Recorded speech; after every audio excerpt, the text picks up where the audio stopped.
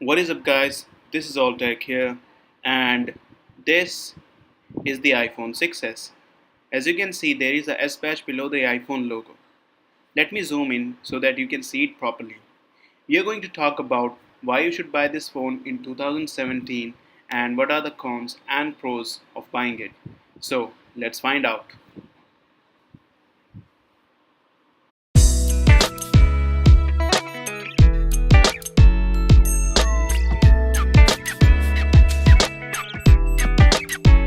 Talking about the design, this phone is very similar in design to iPhone 6. As you can see, it carries that same aluminium unibody design with those clunky antenna bands on top and bottom. Also, there is this new addition of this S badge which helps in distinguishing this phone from iPhone 6 and iPhone 7.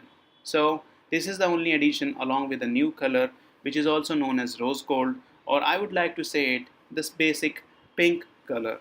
So you guys must be very familiar with the unibody aluminum design that most of the smartphones carry nowadays. So as you can see, it makes the phone more seamless, more rounded, more comfortable to use, but at the same time it makes the phone more slippery to hold. So without using a case or any kind of skin, you will drop it easily or it will itself slip out of your hand without telling you. So make sure you don't drop it. It's basically a typical design from Apple with those thick bezels on top and bottom and also on the sides. I think that Apple likes bezels. Let's see what happens in iPhone 8. So from a viewpoint, it's basically a big smartphone with that big chassis. But when you actually use it, it becomes small to use and it's quite comfortable to use in comparison to other smartphones that I have used recently. So, thumbs up Apple for making a great design.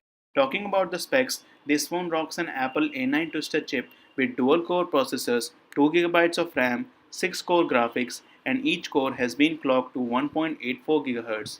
So it doesn't seems to be a beast from those numbers, but in reality, it's a much bigger beast in comparison to OnePlus 5, which rocks that 6 GB of RAM or 8 GB of RAM.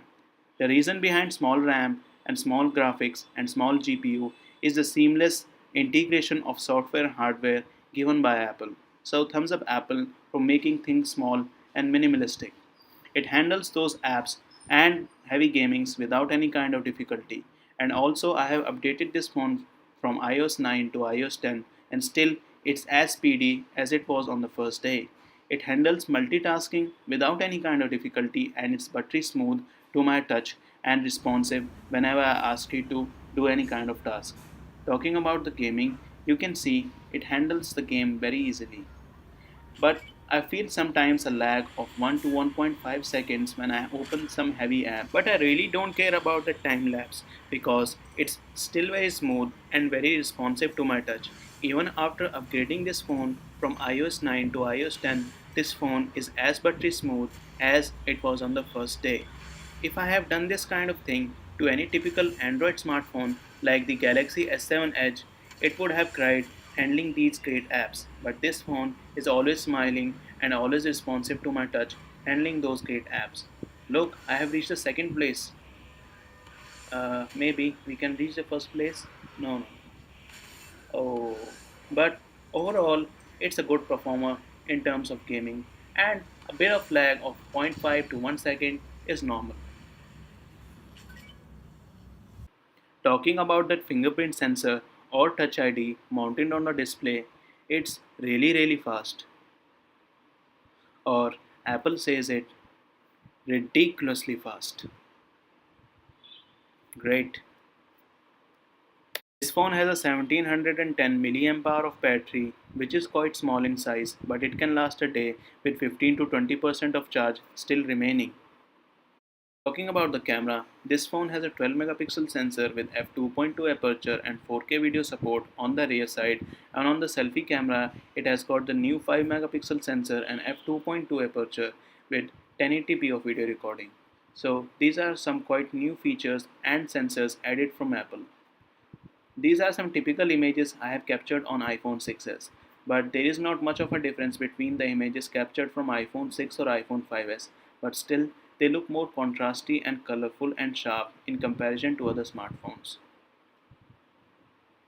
Talking about the video quality of this iPhone became the first iPhone to support 4K on it. Apple took quite a long time to add 4K on its smartphone, but it eventually added the feature. But still, it doesn't have optical image stabilization, which its bigger brother or younger brother iPhone 7 and iPhone 6s Plus exhibit. I didn't have the money to show you the feature and the quality of the video on iPhone 7 or iPhone 6s Plus, but still you can enjoy the view of this water hose, these petals, these gardens, these pillar, these flowers, those herbs and shrubs.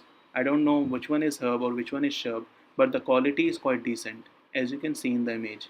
The color just pop out, and it doesn't oversaturate just like Samsung Galaxy S7 Edge, but the quality is not up to the mark if compared to Samsung Galaxy S7 Edge. But overall, it's a decent 4K video recording camera.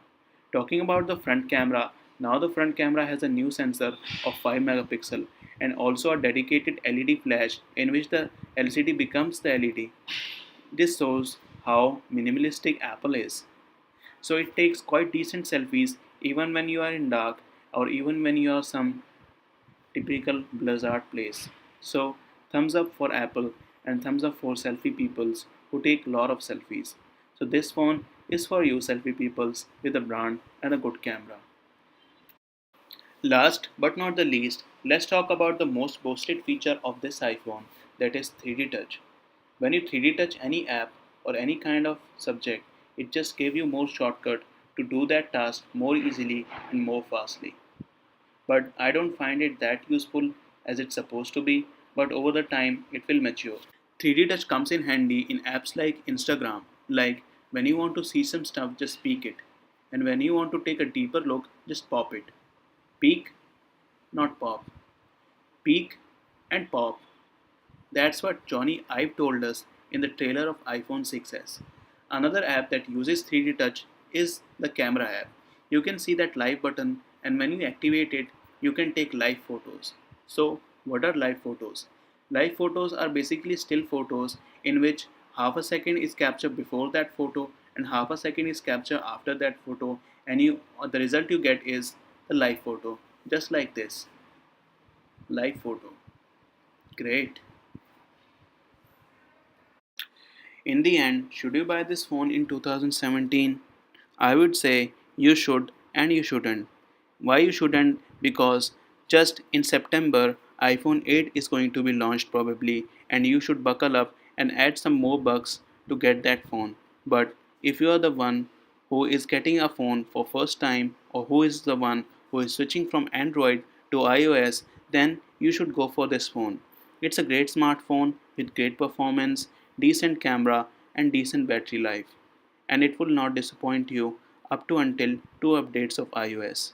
And also it has got that premium feature which is the headphone jack, which is not available on iPhone 7 and which will not probably be available on iPhone 8. So thanks for watching this video. I will see you guys in the next video. Until then, PEACE. Peace. Do subscribe my channel for more videos like this. Thank you.